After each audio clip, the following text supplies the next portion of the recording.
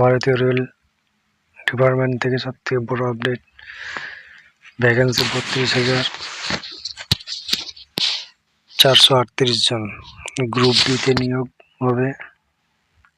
এবং কি এটা কয়েক সপ্তাহ আগে নোটিফিকেশনে আসছিল, সেটা আপডেট। এবং আবার রেলের তরফ থেকে আপডেট, ভ্যাকেন্সি বাড়েছে, তোমাদেরকে দেখাবো। এখানে দেখতে পাচ্ছ 32,438 জন গ্রুপ ডি নিয়েছে। এবং চলো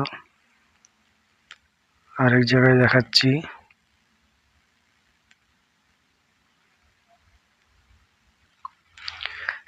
এখানে দেখতে পাচ্ছ তোমরা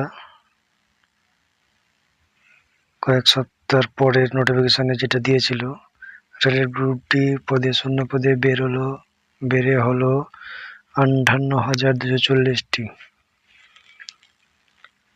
এবং এখানে শিক্ষাগত যোগ্যতা দরকার মাধ্যমিক pass, ITI pass, national apprentice training pass. এগুলোর মধ্যে যে কোনো একটা হলেই অ্যাপ্লাই করতে পারবেন মাধ্যমিক লেভেলের। এখানে দেখতে পাচ্ছেন গ্রুপ ডি শূন্য পদে বেড়ে 58,240টি সিট করেছে। এখনকার মধ্যে সব থেকে বড় আপডেট এটাই। পরবর্তী আপডেট আসলে আবার জানিয়ে দেব।